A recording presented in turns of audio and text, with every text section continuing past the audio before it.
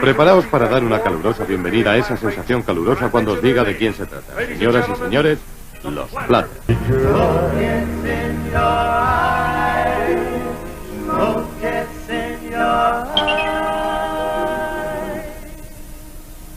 Smoke gets in your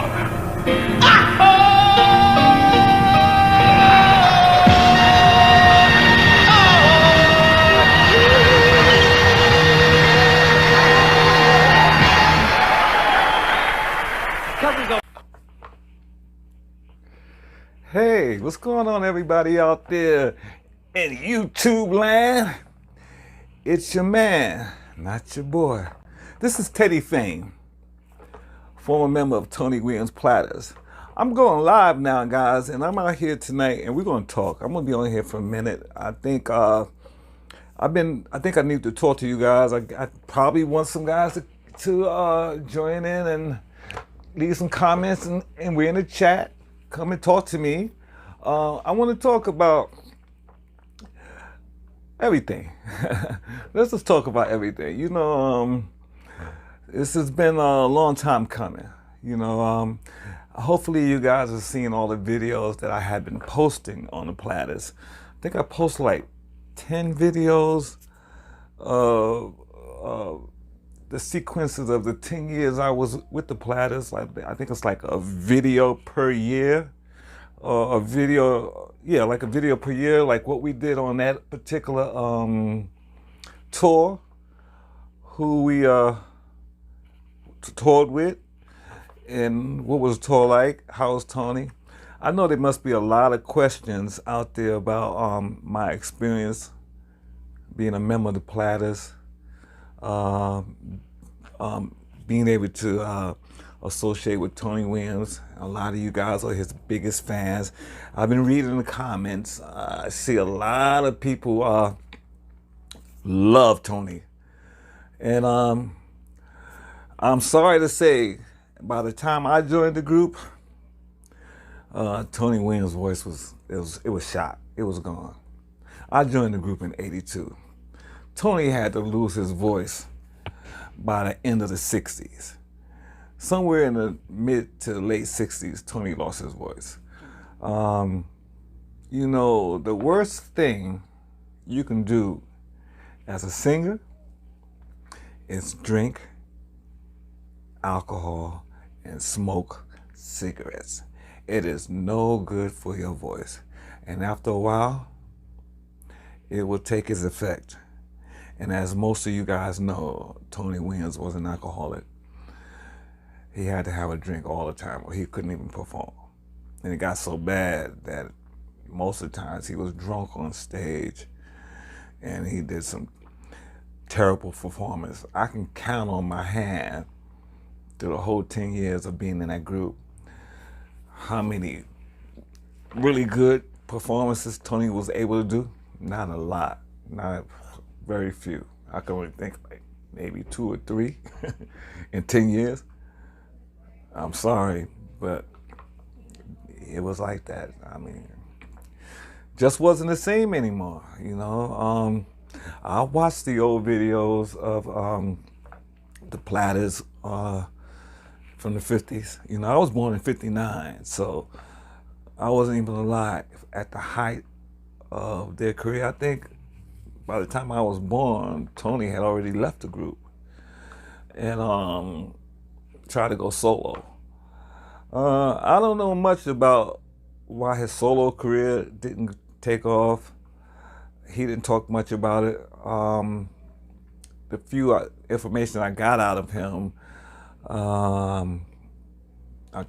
he told me what he remembered and anything I could ask him at the time. I wasn't thinking at the time when I was in a group that I was going to make a video or a documentary about my time with the Platters. I thought that, wow, maybe I should just talk to him because, you know, this was like not really my era. This music was my parents' era. So I've heard these songs. I heard them on the radio, and I heard my father. He used to like to sing that song. What song he liked to sing? The Great Pretender. Oh yes, I'm the Great Pretender. He used to sing that song all the time around the house. And so I kind of remembered that song. I always liked that song. That song I liked, and I remembered. So when I did get the opportunity to join the group, I let them know. Some great years, experiences, adventures, meeting all these great artists. Wow. I got some great, great, great memories. Eventually, I'm going to write a book about those 10 years and my time in that group. Unfortunately, with Tony at the time, was bad management. His wife was actually managing the group by the time I joined the group. She was the one who hired me. It wasn't the same anymore. I mean, we was like it was like the oldies trail, but actually, I think around 85 or 86, there was a revival of that music from the 50s, and we started to work a lot. I mean, everywhere, and we was on shows with all the greats. Everybody from Jerry Lee Lewis, Bo Diddley, Wilson Pickett, who else? I mean, well, everybody. I can't. So many. I can't. Ray Charles. I can't even remember all the people we were on the show. It was so in 10 years. It was so many.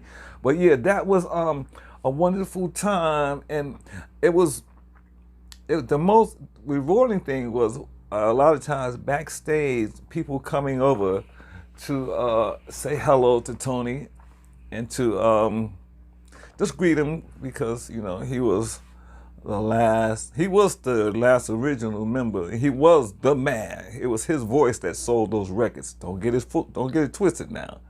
The name was the Platters, but the voice was Tony Williams. He made the Platters what they were. He sold those records. And I'll never forget those days. He had a lot of things going on with him.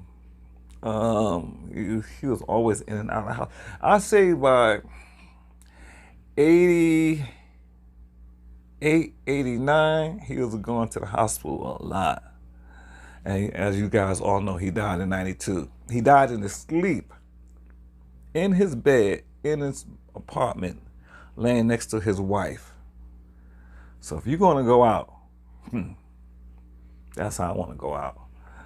But he did, and you know what was great, what was interesting, was that she loved him, and Tony wasn't a philanderer or a cheater or nothing like that, but he was a heavy drinker, and he was a good person, and he has a great personality, and he had a lot of stories, and he was so funny, and he was so inspiring. I remember I used to go, when it was time for us to go on tour, we'd go meet up at his apartment and talking, and he just joke around, and he would just start talking in Japanese, and that blew my mind. This man could speak Japanese, and I was like, I'm gonna learn Japanese because you blew my mind. I never saw a black person speak Japanese, and so you know, eventually, hontou ni boku wa nihongo sharimasu. I actually learned to speak Japanese. I spent some time in Japan. I think I lived there for about 10 years, off and on. So I spent a lot of time in Japan. I first went, as you guys know, my first tour to Japan with the Platters was in 87. I think 87 we went to Japan, and we went on a tour. I think I talked about that in one of the videos. I think it's called the Japan Tour. And we toured Tokyo, Osaka, and Yokohama. We did that tour. And I think we went 2 years in a row. I think we went 87 and 88. Where else did we Yeah, and that was, I mean, we went so many places, but that Japanese tour, and I'm only talking about Japan because I was telling you about how I was impressed that Tony Williams could actually speak Japanese, and that blew my mind, like I said. So, yeah, it's a lot of stuff. People ask me a lot of questions.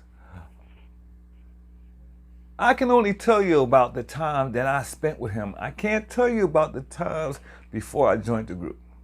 Now remember, I joined the group in 1982, and I was with him from 82 to 92. Those were the lean years. So the years you guys are responding to and remember the most is the years from 1954 to 1960. That was their prime height. That was the original Platters in their prime years, and while all you guys loved them. By the time I joined the group, Tony was the only original left, and he was fronting his own Platters. It was called Tony Williams, original lead singer of the Platters. That's how we used to go out, because at that time, there would have to be about 3, maybe even 4. Yeah, about 3 groups, because you know what happened? No, about 4, maybe 4, because at that time, each member, even if they were just the background singers, they was original member. So they formed their group. They was either Herb Reed, who's the bass singer, Platters, or Zola Taylor, who's the female, Platters, or Buck Rams, who owned the rights to the name of the Platters. So he actually had a group called the Platters because he owned the rights, but his group had no originals. They were all, I call them a tribute group because they were all replacements. Nobody was in the group. And the thing is, like I keep saying, Tony Williams' voice sold that group. So because I have to be with Tony Williams, and Tony Williams had a following, people knew. So when we were billed as Tony Williams, original lead singer of the Platters, we got all the work because everybody wanted to hear Tony. Everybody wanted to see Tony. There was actually a time when we did a show, I kid you not, and it was in, where was this? Maybe, I think it's Cincinnati or Cleveland, Ohio. And there was a freaking another Platters group, one of those knockoff groups, built to perform in the same city. And we went on the radio, and we did an interview for that show before we went on. And Tony was on, and Tony said, yes, this is, don't forget, whoever that other group is in town, that's not the Platters. If you want to hear the Platters, you come see me. I'm Tony Williams, and we're going to be performing at such and such venue. Do you know that people were mad and requested their tickets back from that other group and that other venue, and came down and brought tickets to the show that we were at? Man, there's so many, I tell you, there's so many times we had stories that were like, can you believe that actually happened stories? But it actually happened, you know. I'm gonna be on here for a little while, I don't know, maybe an hour or so. I'm just gonna talk. I'm actually watching, 44 seconds. I'm actually watching my favorite basketball team, the New York Knicks, playing while I'm talking to you. But those times were very amazing, interesting. You know what? I guess what I'm gonna do now that I got this audience and I see so much of you guys have been responding, I'm gonna start going live at least once a week, and we're just gonna talk. And for all you Platters fans who have your memories, who love the group, and would actually like to talk to a surviving member, is me. And you know what's crazy? I was at the Waldorf Astoria when the Platters got inducted into the Hall of Fame. I was sitting at the table, but because I wasn't an original member, I didn't go up on stage. At that time, I think it was only 3. Yeah, it was only 3 people still alive. It was Tony, it was Zola, it was Herb Reed. They went up and they got their award and spoke. But Tony's group, his group of the time was there. Us, me, and a couple other members of the group. So we had sit at the table. It was like, you know what it reminded me of? It reminded me of the Temptations story. You remember that time when the Temptations got inducted to the Hall of Fame? And Otis had his Temptation of that time sitting at the table, but then David Ruffin and Eddie Kendricks, I think, and Dennis Edward came walking through the door. So they went up on the stage to receive their Rock and Roll Hall of Fame awards. But Dennis's group at the time, they still sat at the table. So they showed the scene of Dennis's group sitting at the table, and they showed the scene of the other guys coming in and going to accept the award. So that's what it felt like. So when I saw that movie, that's what it reminded me of when I saw that movie about that situation that happened with us at the Waldorf.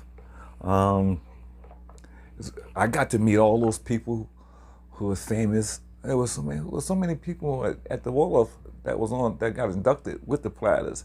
And you'd be surprised, you won't be surprised, but I was surprised how many of these stars acknowledged Tony Williams. I mean, some of these stars that was inducted to the Hall of Fame were Tony Williams fans. They were all coming over to the table, greeting Tony and telling him how much they loved him and all that stuff. It was amazing, man. It was absolutely amazing.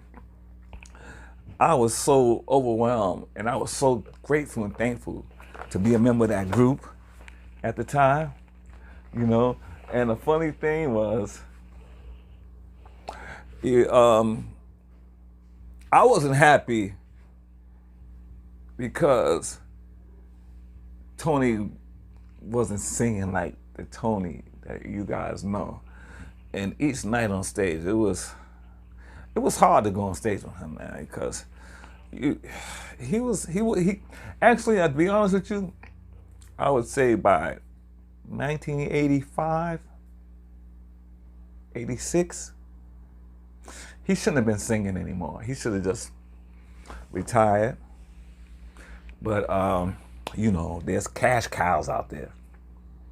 And like I said, his wife was the manager of the group, and she was the female singer in the group. So she wanted a taste of that fame and some of that bread that the Platters was making. I got stories from her that she told me, because Helen Williams, that's her name, she married Tony in 1962. So from what I know, from what she told me, from what I understand, she was one of those greeting ladies that was working in Vegas at Sands or one of those hotels. And she met Tony when the group was performing there. So she met him, and they started a relationship. I think that was right at the end of his time being in Platter. I think it was like 1959. And so they moved in together and stuff. And then when he left the group, I think in 60, he left the group and wanted to go solo. But he couldn't use the name. They had to go, Buck Ram sued him, and they had to go to a court and stuff like that. And she told me how the money was being funnied. Man, there was some stories. She told me there was a time, she said that those royalty checks that they were supposed to get were going straight to Buck Rams, and he would divvy out the money. But one time, ASCAP sent a check directly to Tony by mistake. And when Tony found out how much money that they were receiving from those royalty checks, he went crazy. He took that check. I think the check was like $40,000, $50,000, you know? And he told me, and check that, you think I'm serious. He said at the height of their success, they were all on salary. They were making $250 a week. Yeah. $250 a week. Now you got to remember, this was the 50s. So to make $250 a week, you was getting paid, because I think the average weekly salary in 1956, 57 was like $35, $40 a week, maybe $50 a week was the average weekly salary at that time. And they was getting paid $250 a week. So they thought they was rich, but they had no idea how much those royalty checks was. And we were talking about 100,000, 200,000. And Buck Rand was able to buy a mansion, put all his kids through schools off the Platters. Well, the Platters were struggling just to make ends meet.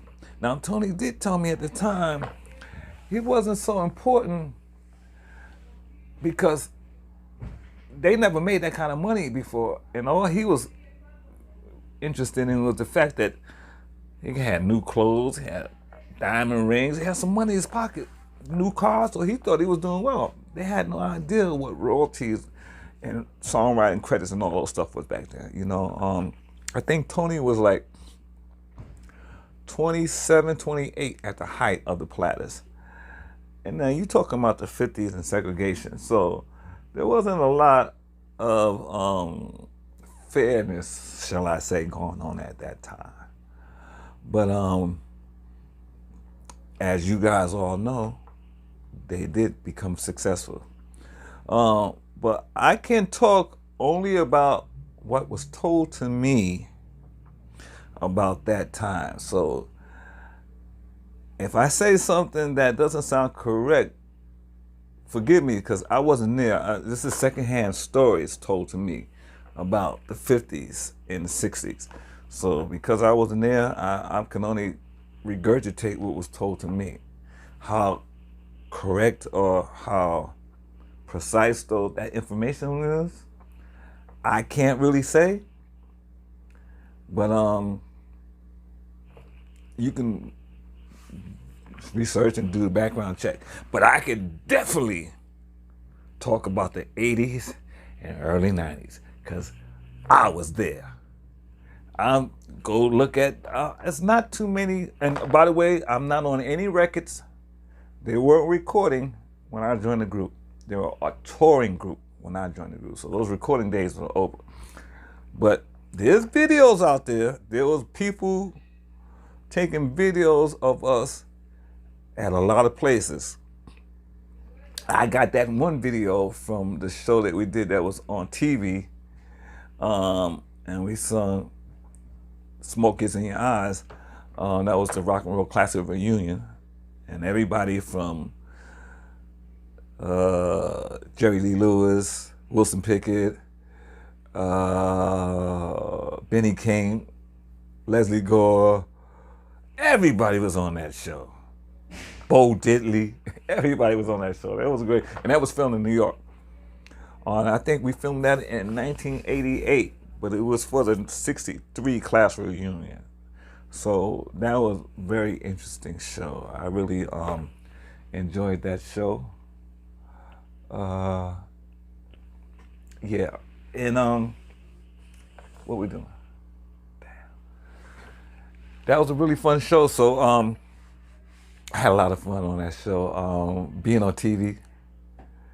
So I'm gonna see while I'm talking to you guys, I'm things are coming back to me, so I'm still remembering at the same time. So if I kind of stutter and it's because I'm thinking about what happened at that time. I'm gonna take you back, and although there's a video of me talking about this whole situation, I'll just skim over some of the stuff that I talked about in those videos. I won't go into in depth. You can look at that particular video for that particular year, and it will go in depth about what happened on what tour and what we did that year. But it was 1982 when I joined the group, and it was crazy because I was working at an all-in-one store that had a copy center in it. And a matter of fact, the owner of the copy center was Dana Matthau, who is Walter Matthau's nephew. he owned the store. He owned the, not the store, the copy center that I worked for. So I actually was working for celebrity's relative. I never met Walter Matthau, but I heard about him a lot. So I'm working at this copy center, and there's 3 of us, and what we do is well, people will come in and they will request copies. Now at that time, this is 1982, so there's no emails and this, that, and the other. No, you wanted something, no fax or no print. You wanted something, you had to go to a copy center and they had to make you a copy of it. And so the manager, who was Tony Williams' wife, Helen, came to the store because she needed one of the contracts that they were going to be performing at to be some copies made of it. And it just so happened, out of the 3 of us that's working there, I'm the one that who was helping her. So, long story short, as how we make copies, so we'll take the document and we'll make a proof copy. So we make a proof copy, and then I'll look at it, make sure it looks good, look over it, make sure it looks before I make multiple copies. And when I looked over, I saw the contract, and it says, contract for the Platters to perform at such and such venue on such and such night, making such and such amount of money. And I'm like, wow. So I said to the lady, excuse me, is this the Platters? The Platters? You know, I mean, what can I say? The Platters, right? They made The Great Pretender? She said, yes. And I continued making the copies. And I just started talking to her, like, you know, at the time, you know, I never, I was singing locally, but I was singing at open mics. At that time, back then, open mics wasn't no karaoke. It was a piano player only, and you had to give them the sheet music unless they knew the song that you wanted to sing. So you would give them the sheet music to the song that you're going to sing. I think they were just learning the chords. I didn't think some of them actually read all that stuff and they played all the notes, but a lot of them just read the chords and played the chords. And then you would sing with them. So I was doing that locally at the time. And so when she came into the store, you know, we talking, and I'm asking her questions, you know, I want to know everything, man. So, and then she asked me about myself, and I told her, you know, that I'm a wannabe singer, struggling singer, singing around locally, but never really did anything big, looking for my break. And you know how people do in closing, you say, and if you ever need a singer, I'm your guy. Here I am. Not thinking anything was ever gonna come of it. Come on. What's the chances of me being a member of that group? First of all, at the time I was 22 years old. Okay. And she said, okay, and thank you. And she took her copies and she left. And I forgot all about it. Didn't think anything of it.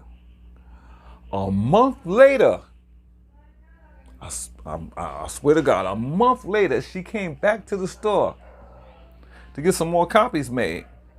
And she said, you know, by the way, we're going to be doing a show, and one of the members can't perform anymore. So we're going to be looking to replace him. Hey, did you say you sing, right? And I said, yeah. She said, well, it's an open audition, and if you're interested, you can come to such and such a place for the audition. So I said to her, that's cool, but you know what? Tomorrow night, I'm going to be singing right around the corner.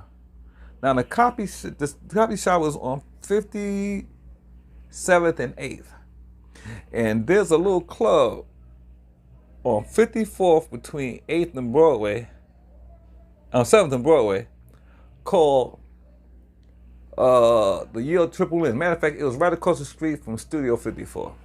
And I would normally sing. I go there on a couple of days a week and sing. So I told, and they lived right down. They lived on 58th between 7th and 8th. So I told them that it's right around the corner. I'll be singing it tomorrow night at such and such time. So instead of auditioning, come see me live so you can see me how I perform to an audience. And she said, that's a great idea. What's the name of the place again? And I told her, she said, we'll be there.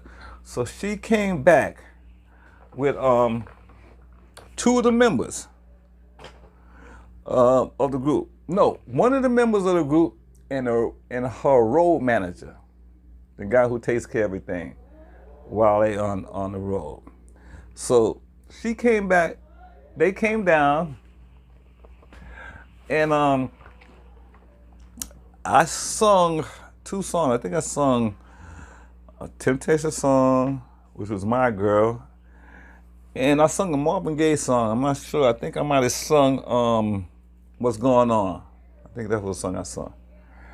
So I sung those songs, and after I sung, they called me over, asked me to come over to the table, invited me over to the table. They said, we really, really, really like your performance and your voice. And actually, your voice is the perfect voice for the guy who you want to replace. Because the guy we were replacing was a second tenor, and you have a second tenor voice. So we don't need to look any further. We found our guy. So if you're interested, the job is yours. I'm like, what? Are you serious? Get out of here. I couldn't believe it. I said, man, I didn't even care how much money he was paying us. I said, wow. She said, okay, so we rehearsed in 2 days. We got a show in 2 weeks at the Civic Center in Englewood, New Jersey. And that's a whole story I'm gonna tell you about later. That's my first show I done with them. Oh my God. Just to give you a little simple, that show was sold out. It was 2,500 seater. And it was the Platters, the Coasters, and Benny King and the Drifters on that show. Now, I'm only used to singing at these little small pubs and coffee house, maybe 10, 20. If it's a packed house, maybe 25, 30 people the most. You talking about 2,500 people at that Civic Center for my first show with the Platters. Oh my God, let me tell you. But like I said, we're gonna talk about that later. I'm just gonna continue talking about how I joined the group. So he said this, we rehearsed in 2 days. So I went to a rehearsal. Now, give you a backstory. A year before that, I was singing with this a cappella group. It was 4 of us, and we would sing in the subways, and we'd sing on the street corners. So I had a year experience singing harmony and hearing harmony notes, and that's very important because I wasn't the lead singer. Tony Williams was. I was the background singer. I came in as a background singer, so I had to learn all the oohs and ahs and stuff, and the keys. So that experience singing in that a cappella group and singing doo-wop in the street corners, and let me tell you, we was killing. These guys was incredible singers. I was so lucky to meet these guys, and I sung with them for like a year, and we were singing everywhere, and we were just, they didn't care about anything else but making some fast money on the streets singing. And at that time, 1980, 81, it was very interesting going out on the street corners in New York City singing and making money. Man, there was times when we used to stop the crowd. Matter of fact, I'm sorry, I forgot about it. We actually went to Apollo Theater on amateur night, and we sung amateur night at the Apollo Theater. What did we sing? we sung Joanna by Kool and Gang a cappella, and I sang lead, and they was doing the harmonies. And Joanna, I love you. That song. And just imagine that as an a cappella. No band, just an a cappella group. We didn't win. I think we came in like second place. But it was a great experience. And actually, I went back to the Apollo 2 more times after that on my own, and sung with the Apollo band. I think I sung Lady by what's his name? Kenny Rogers, and I sung Let's Get It On by Marvin Gaye. I never won, but I never got booed off that stage. And let me tell you something right now. Not getting booed off the Apollo Theater stage at amateur night, shit, that's like winning to me. Because the people who got booed, oh, we got a comment. Hey, Matt, I have to put my glasses on because I'm old, so I'm going bad. So there was nobody there so I could talk, but now I'm reading these things. Oh yeah, how you doing, Matt? Nice to catching up with you too. If you got any questions you want to ask me about the group, go right ahead. I'm here. We can talk. I'm going to be doing live a lot. And I want to get to know you guys. And I know a lot of you Platters fans got questions that you want to ask. And I'm your guy. I can answer all the questions, hopefully, that I can answer. But I'm here to answer the questions. Yeah, so getting back to my story, and I sung Joanna, and then like I said, I sung some other songs on my own. And so I had some experience as an amateur singer, okay? In some local clubs with local bands at the time, not really making any money. So we was making like $10, $15, $20 a piece at the time.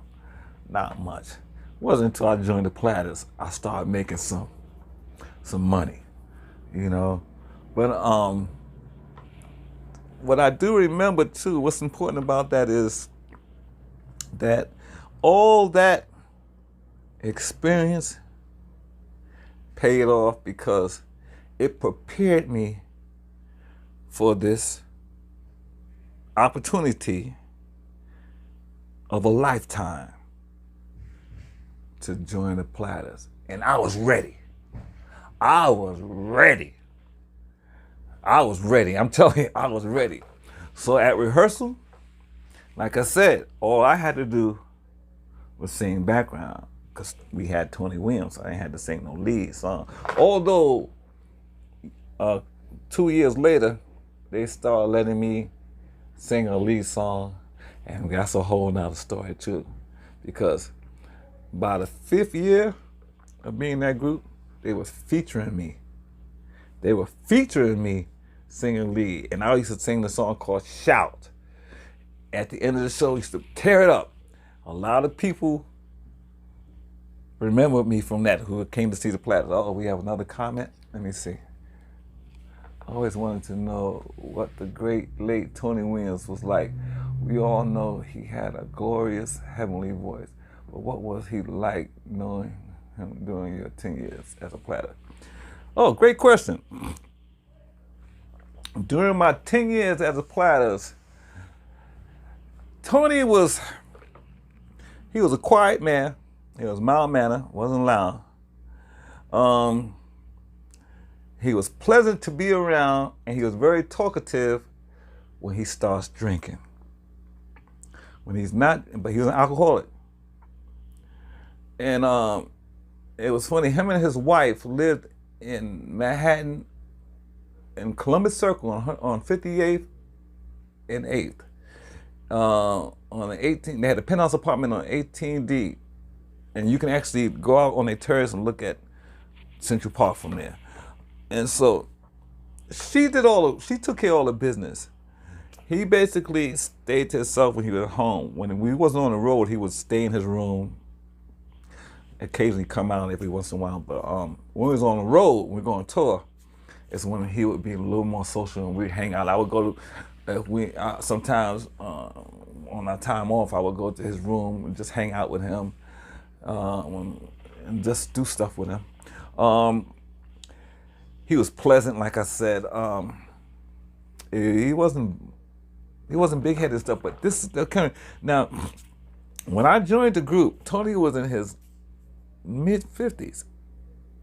He was 54 because he actually was 64 when he died in 92.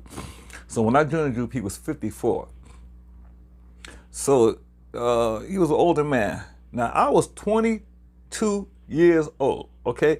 He was 54, I was 22. He was like 32 years older than me, okay?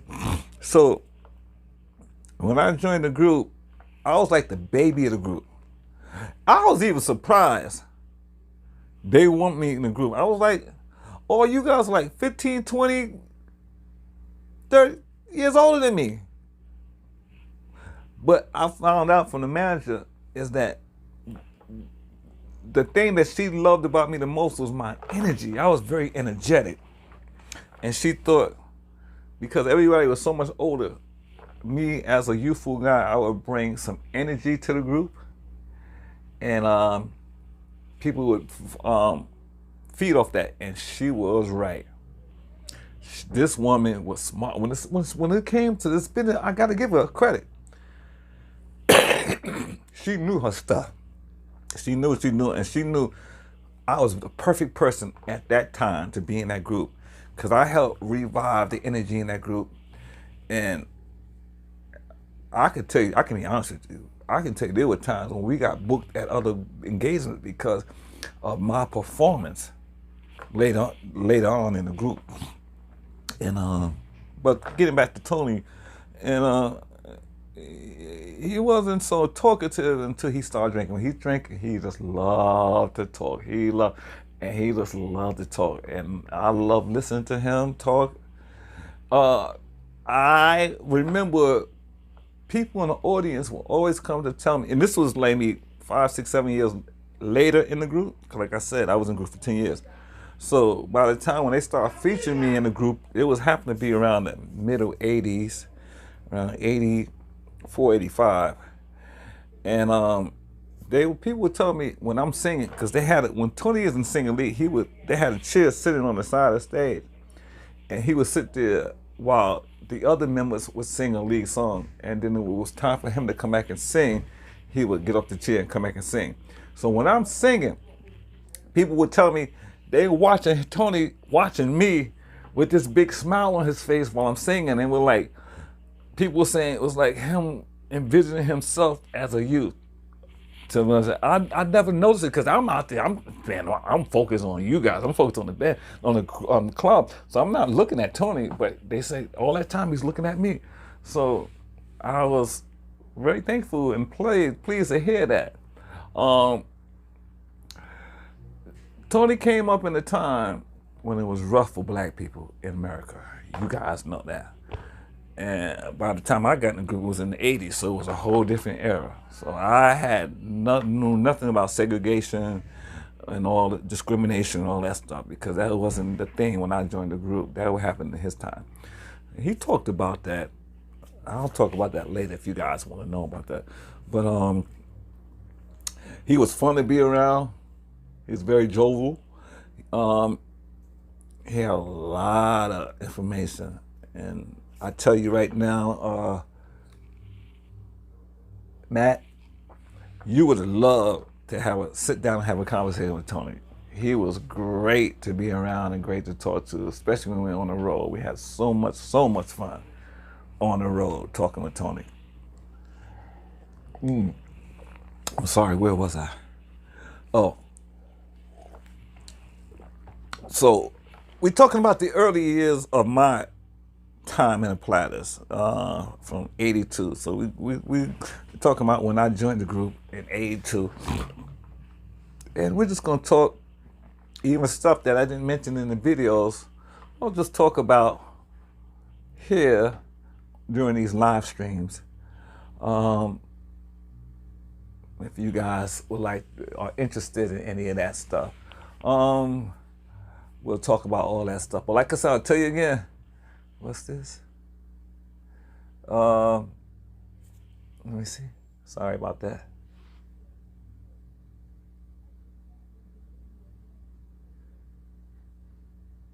Oh, no, we're gonna hide that. There was some stuff. I'm still getting used to this thing here. No, I'm not gonna do. And how going live on YouTube and how that thing works. So, Matt, thank you for the questions. And if any of you guys, anybody else out there have any questions, by all means, come on in. Come on in. Come on in. Come on in. I'm here. I'm here. We're gonna talk. I got time today. I got time today. We're going to talk. We're going to talk about all of this stuff. I'm in a good mood right now.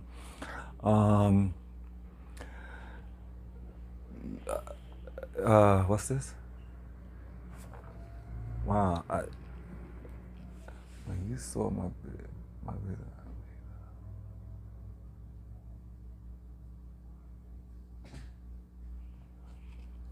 Oh, Matt. Oh, that Matt. That's who you are. Yeah.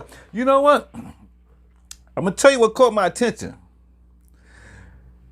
Your video title was a compilation of all the Tony Williams and the Platters live performance up to the time of his death.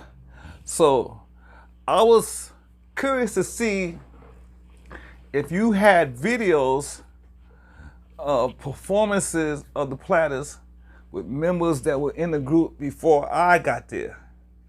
Because I took the place of one of the original members, but there was another guy that was in the group that wasn't an original member that took the place of original member. So, and his name was Derek. What was Derek's last name? Derek David. Derek David, that was his name. I think, matter of fact, he's out in Vegas. He joined the group in like 72 or 73. So if you see any posters or any pictures promoting the Platters in the 70s, that's Derek David in the group at that time. I think he left the group in like 1980 or something like that. And another guy, Ricky, another guy was in the group, Ricky something, I forgot his last name. Ricky Black, he was in the group. But this was in the 70s. Now, I wasn't there. So I was interested if you had videos of any of Tony's Platters, not those. See, you got some videos on there with some other guys singing lead. I don't care about those. I only care about the videos with Tony Williams. Because like I said before, anybody else that was singing lead for the Platters and it wasn't Tony Williams, it was a tribute singer, a replacement. So that didn't matter. But I was shocked to see that you had that video of me singing with Tony. That's what I'm talking about. So yeah, Matt, I was and I watched the video. I was impressed, but try to see if you can find videos of Tony Williams Platters.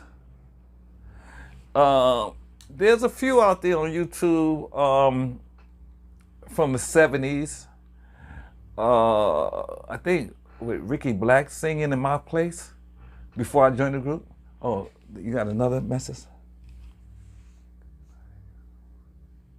Okay, that's all right. If you go on, if I'm not mistaken, Matt, there might be 2 videos floating around on YouTube of the 70s Platters with Tony Williams. Because I've seen one or 2 of them out there. So there are a few out there.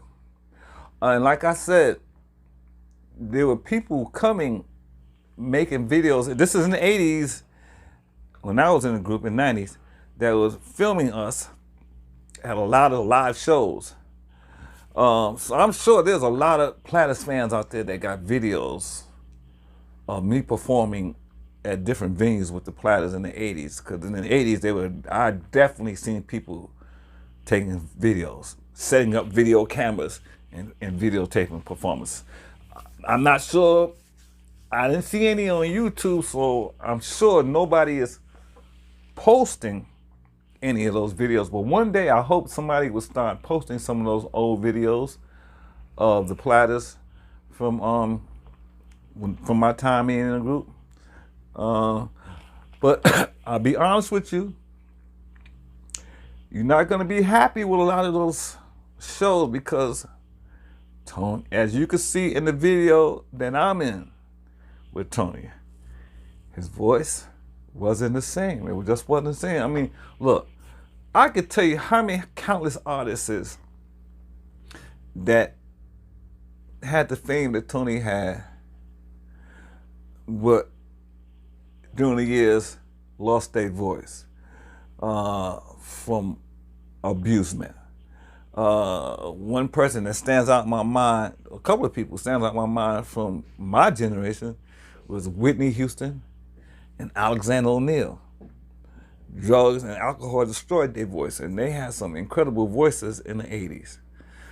And you know what happened to Whitney Houston? Alexander O'Neal is still around, but he can't sing like he did in the 80s. He sounds terrible compared to his voice in the 80s. And sorry to say, comparing Tony Williams' voice in the 80s to his voice in the 50s, there's no comparison. It's two totally different singers, two totally different voices. I wish I was there. I wish I was alive and old enough to see Tony in the 50s. I can imagine those are some incredible times. You got something else. What you write, Matt? It was a shame how Tony's health due to drinking and smoking failed his way. Stroke. Yep, that's true. And the stroke came on because of his lifestyle. He wasn't taking care of himself. He wasn't eating properly, smoking, and then he had high blood pressure. Tony had a few things going on that people didn't know about his health. Tony was in really bad health. You gotta remember, he was only 64, but he looked like he was 74 when he died. That's how bad it was for him and how bad his health was. But if you don't take care of yourself, matter of fact, I'll be 64 this year in September. The same age Tony was when he died. Look at me. Do I look 64? And I'm in perfect health. My voice is still great. I can still sing. I'm in great health, as you can see. I don't drink. I'll drink a glass of wine here and there occasionally. I don't smoke. I eat healthy. I work out regularly. And I take care of myself. I'm planning on being around for a while. I don't plan on leaving here anytime soon. So just to let you know, I'm gonna be here for a while. But yeah, it's like I said, a lot of those people, after you reach this level of stardom, there's no more going up. It's just coming down from that point there. A lot of people crash when they come down. They crash. What you wrote? That's what I'm telling you. You thought I was in my early 40s, right? Man, I was born September 1st, 1959. Okay, 59 I was born. And now, imagine if you see me now, and I don't have no hair, but if you saw me when the Platters hired me back in 1982, if you think I look young now, how young you thought I looked then? With a full head of hair and a younger face, no gray. When I joined the group, can you imagine what I looked like then when I joined the group? I was the baby of the group. I got stories about that. I'm gonna keep it 10. I'm only gonna be here tonight for about an hour, but like I said, I'm gonna be doing this live thing regularly, and I'm gonna be talking about everything related to the Platters, and hopefully more people will come up. Or you Platter fans out there who wished you could and never had an opportunity to talk to a member of the Platters or to one of your favorite groups, here I am. This is your chance, and I'm going to be doing this regularly, and hopefully more and more you guys will join me on my live stream, and we can talk about the Platters. Yeah, Matt, age and time is crazy. It sure is. I agree with you on that. But it's also what you do with it, how you take care of yourself, and how you look at life. You know, some people like to burn out like a flame. Some people like to age like an old glass of wine, you know. I look at myself like a bottle of wine. The older I get, the better I taste. I like that. I like that. The older I get, the better I taste. I like that. But that's how I see myself. And I wish Tony could have done that or felt that way, you know, but a lot of people can't. You know what, to be funny, not to be funny, but just to think about it, I'm the only surviving member of Tony Williams Platters. Not the original Platters, but Tony Williams Platters, his group. I'm the only one that survived. Everybody else is gone. His wife, she died in what, 2004? The bass singer died in the early 2000s. No, in the 90s, the bass singer, Bob Rivers, died in the 90s. Ricky died in the 2000s. Yeah. It's me. I'm the only one left from that group, from that video that you see me singing in with the Platters. I'm the only one that's still alive to this day from that video. And that video was recorded in 1988. Okay, 1988 we recorded that video. And here it is, 2023. Wow. Damn, did I say that? 2002. I can't believe I'm saying this. 2023. 2023. I'm alive to talk to you guys in 2023 about stuff that I did 30 years ago. Wow. 40 years ago. Wow. Wow, this is great. This is amazing. This is amazing. And I still got my memory. And I can remember a lot of that stuff. And the more I talk to you guys, the more I start remembering things. Matt, you seem to be my biggest fan right now, so I'm going to be talking to you. And all of the originals are gone. Zola, Taylor, Paul Roby, Herb Reaver, even Tony's replacement. That's right, Sonny just died. And I met Sonny. Great guy. Great guy. He was a fun guy. He loved Tony too, because I saw them interact with each other when he was alive. And yeah, everybody's gone, man. Everybody's gone. Everybody is gone. Everybody is gone. Everybody is gone. Wow, wow, wow. I'm saying wow, but everybody's gone. I do cherish those moments, those memories, and moments in time. You know, I look at my life now as a book of pages being turned, being filled in and turned. So this book, all these pages being turned. And when you write in a book, you don't go back to the page you just read. You go to the next blank page and write some new stuff. So that's my life right now. So I'm in, I don't even know what chapter of the book I'm in. I know I'm in advanced chapters right now, but my life book is still being written Right now, believe it or not, Matt, I'm an actor. I got a lot of stuff, videos of me doing my acting. I've been acting since, I would say, 2008. Yeah, about 2008. I've been acting. I started as a background actor. I still do some of that. Doing commercials. Done TV. I did a court show. I had a court show that's called We the People with Lauren Lake, I'm sorry. And the episode is called Jezebel Spirit. And I'm playing Pastor Hatton. That just went viral on TikTok.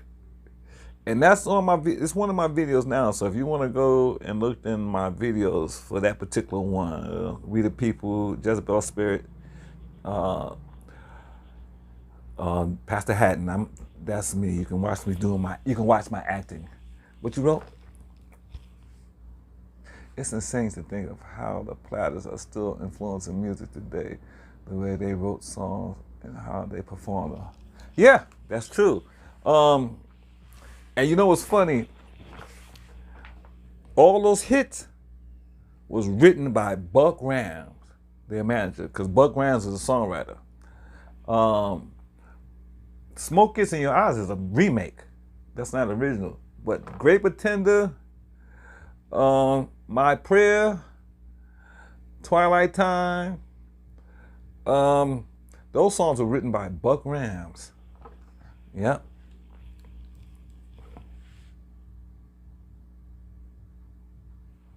Oh, thank you, Matt. Thank you. You can tell I have an actor's personality. You know, it's funny because I was always a ham. Even as a young man, I was a ham. As a kid, I was a ham. And it's the energy that I bring that everybody liked so much. That's that. Did you ever meet Buck Rams? No, I never met Buck Rams. Because when I was in a group, they were suing each other. They were in court suing each other. They were on real bad terms. Tony had a lot of bad. And you know what's funny? They won the case. As a matter of fact, Paul Roby won his case and died the next year. Can you believe that? Tony Williams won their case, but there was an arbitration. And in '92, he died. It didn't settle, and then Buck Rams died. So those guys have been in court with each other from the time that the group broke up. Somebody was suing somebody. They were all suing each other. Like I said, Buck Rams had them sign over their rights to the name, Platters, Inc. and Corp. He wrote all the songs, so they wasn't getting royalties from writers' royalties. They didn't know anything about artist royalties, so that's what they were suing for, that back artist royalties all those years later. Buck Rams was taking in all that money Buck Rams was taking in. You know, I don't think any Platters end up settling their case with Buck Rams. I'm sorry. Herb Reed, because Herb Reed lived the longest. Zola Taylor died in like 2000. Zola Taylor died in like 2000, 2004. But Herb Reed died later, like 2013 or something like that. He was the only one that I know that actually won and got his rewards. He was the only one. He lived the longest to settle and get paid out. So he did receive royalties, but the rest of them, it's sad they didn't. And you got to remember, I was just a hired on hand. I was being paid salary to be in the group, and it was so funny that you mentioned that because BMI sent me a letter in what year was that? It had to have been 2012. sent me a letter, found me here in LA, sent me a letter because my real name is Teddy Williams. Teddy Fame is my stage name. Teddy Williams is my real name. So they were under the assumption that I was Tony Williams' son. And they sent me a letter to fill out. They sent me some forms to fill out because they wanted to start sending me his royalties from BMI. But I was not a legal his child, you know, so I denied that. I said, no, you're not gonna get me on this fraud stuff because I have no relations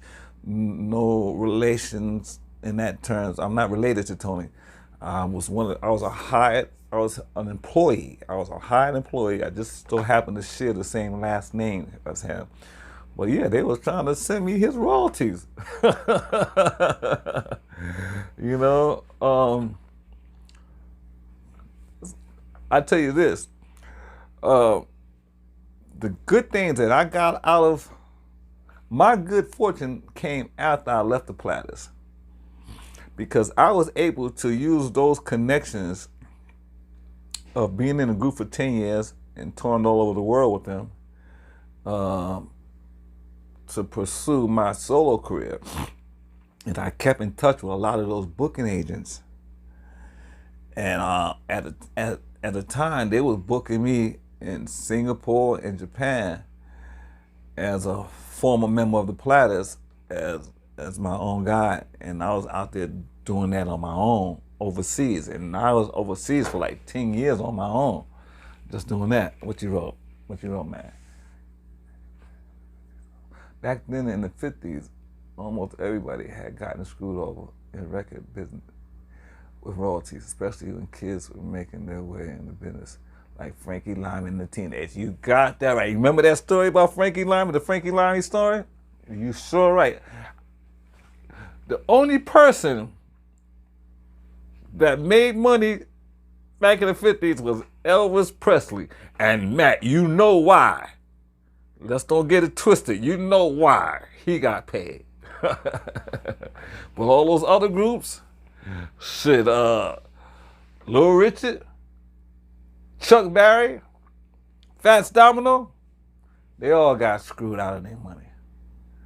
Actually, Elvis got screwed by his manager, Colonel Tom Parker. He was like taking 50%. He got Elvis money. Yeah, we do. We all know why. Yeah. But yeah, Elvis, he did good. He did great. He's probably one of the few people from the 50s that got out of that decade with money. You know, because rock and roll was brand new. Because a lot of as you know, a lot of those early rock and roll stars, they never made it out of the 50s. A lot of them died. You know, the day the music died, the Big Bopper, you know, Richie Valens, you know, Buddy Holly, you know, a lot of those Blue Suede Shoe guys, a lot of those guys died. Oh no, Carl Perkins didn't die in the 60s, but that other guy from the 50s died in a car accident in England. What's his name? Yeah, Tom Parker was a different story altogether. You know that's right. Yeah, a lot of that stuff. But you know what? Hey, that's show business. That's what they said. That's show business. Eddie Cochran. That's right, Eddie Cochran. He died in 1960 in a car accident, right? In England, right? He was in he died as a passenger in a car. If the story is correct, if I'm correct. A lot of those guys didn't make it, you know, and then a lot of those guys were like one-hit wonders, had maybe one hit. The Platters was the not the biggest black group, the biggest group, period, from the 50s. Okay, the Platters had 5 #1 records on the pop charts from 1955 to 1960. So they made all the money. He was with Vince Taylor. He lived through it. Yeah, that's right. He lived though. Yeah, Vince Taylor, that's right. So The Platters was the biggest selling group of all times out of all the groups in the 50s. They sold the most records. They was the biggest group, the most popular group from that era. And this was because of Tony Williams' voice. Tony Williams' voice is the reason why they were so amazing in the 50s. That is so true. You know, oh, shoot, I wish no, I don't. I was going to say I wish I was alive in that. I wish I was born that. No, I wasn't. Because the stuff you had to go through as a black person, that stuff, nah. No, thank you. I'm happy to be alive when I was alive. You know, show business is funny. You never know who's going to make it and who's going to not. Who's going to be successful and who's going to be a failure. You never know. The show business is funny that way. Tony Williams had no freaking clue when he was a younger coming up that he was ever going to be famous, a famous singer, you know? Back to Frankie Lyman, if you remember, it was Zola Taylor who been his second wife for a publicity stunt. Yep! Man, you know your history. You know your history. Zola Taylor District. And it was definitely a publicity stunt because he was married to another woman. And he supposedly had gotten married to Zola Taylor. So it's definitely a publicity stunt. You got that right, man. You definitely got that right. But that's no different than some of these famous people today, you know, that married these other famous people for publicity. You think Michael Jackson and Lisa Marie, bless her, rest in peace, Lisa Marie Presley was really in love? Or was that a publicity stunt? The king of pop and the king of rock daughter getting married? Come on. We all know what that was about. You know we know what that was about. What you got there, man? Matt is an old rock and roll historian. You know what? I'm happy. You know, that's great because you can teach me some stuff, Matt. You know, you can teach me some stuff because I grew up on soul music. So rock and roll was another genre that I dug, but I didn't grow up with rock and roll. I grew up with soul music, you know, the Ray Charleses and people from that era, you know. So that's who I was more familiar with, especially Motown. I was like a Motown baby. I love everything about Motown. Motown is the reason why I became a singer. Motown is the reason why I got into show business. I remember specifically 1969. I was 10 years old and I saw the Jackson 5 on TV, and Michael Jackson was like a year older than me. And I said, that's what I want to do. That's who I want to be. Michael Jackson was the reason why I became a singer in show business. Yep. The young Michael, not the older 80s Michael Jackson, no. The Michael Jackson with the Jackson 5. That Michael Jackson was who I was really into. Really excited about. Who got me loving show business. And well, he was my biggest influence. And then people like Stevie Wonder, Marvin Gaye. Like I said, Motown. Anything Motown, that was me.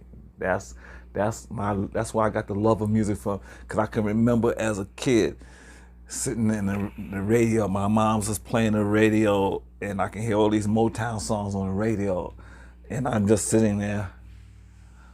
Motown had the biggest acts in the world. You had the Jacksons, the Tims, Supremes, Marvin Gaye, and the Great Smokey. Now that's right, Smokey Robinson. Smokey Robinson just did a show here in LA a week or two ago. 83 years old, out here singing like that, still putting it down, still making it happen. And you know, Barry Gordy is still alive. I think that man is damn near 100 years old by now. Barry Gordy outlived, damn it, everybody on that Motown label, man. He took care of himself. Too bad a lot of his artists didn't take care of themselves, because he damn sure took care of himself. He's still alive and healthy to this day. Barry Gordy. All right. So that's a great example of somebody who took care of themselves. But yeah, Motown was my influence. Platters were before my time, but Motown was my time, was my era, was my music. And I'm just fortunate enough, I was just lucky enough, just honored enough, just privileged enough to be at the right place at the right time, to be able to come up, to be able to myself become a part of music history from being a member of the Platters. Like I said, if you look at, I'm not sure if it's in the Rock and Roll Hall of Fame itself, but they didn't mention the names of all the people that worked with Tony Williams and the Platters, and they did mention my name, Teddy Fame. They did mention my name, so somewhere in the annals, my name is in there. Barry's in his 90s, and Quincy, and Michael Jackson Blues in his 90s. That's right, he's in the 90s, and Quincy Jones in his 90s. Both of them in their 90s. Yeah, so some of them, shit, look, Quincy Jones outlived Michael Jackson. Wow. You know, so this goes to show you, man, that individuals. Hey, Matt, I plan on being a Quincy Jones, Barry Gordy. I'm definitely gonna make it to my 90s. Trust me on that.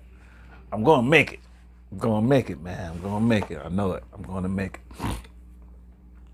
Man, this is fun, man, doing this live and talking to people and talking to you, Matt. Thank you for joining me on live. Hopefully we can strike up a friendship. Hey, I have no problem, so let's do it. I'm always open for new friends, man. And I just want to share all this knowledge and information that I have that a lot of you guys out there would love to talk to somebody like me, especially the fans. So that's what that's what this YouTube channel is for, Matt. It's for the fans. So if you know of any more Platters fans like yourself, invite them over to my channel. The last surviving member of Tony Williams Platters, Teddy Fame. What you wrote, Matt? What you wrote? This is fun, man. I'd be happy to strike up this friendship. Yes, thank you, Matt. Thank you so much. This is great. This is wonderful for me too. Like I said, if you got any more friends out there, tell them to come on in. Invite them all in. I'm open to everybody. Let's make this our own group. Somebody, we can call this the Platters family reunion. With the surviving member, with the only surviving member of Tony Williams Platters that's still here and still alive and can still talk to you guys. And right now, this is great. This is fun. I'm not going to be on too much longer, Matt. Like I said, this is my inaugural presentation, introduction to YouTube Live. And I'm going to be doing this going live at least once or twice a week. Just talking to you guys, especially you. Hope to see you again, Matt, when I go live again. And to all the other Platters fans, and to the ones who haven't joined me live, but are going to watch this stream later when I post it, don't forget to like, share, subscribe, and comment like my friend Matt is doing, and comment on these posts. And let me know how much you love the Platters. Tell me your favorite Platters story or your favorite Platters memory, and let's compare notes. Okay? So this is Ted E. Fame, former member of Tony Williams Platters, saying, Thank you for joining me. Hope to see you again. Love you, and bye-bye.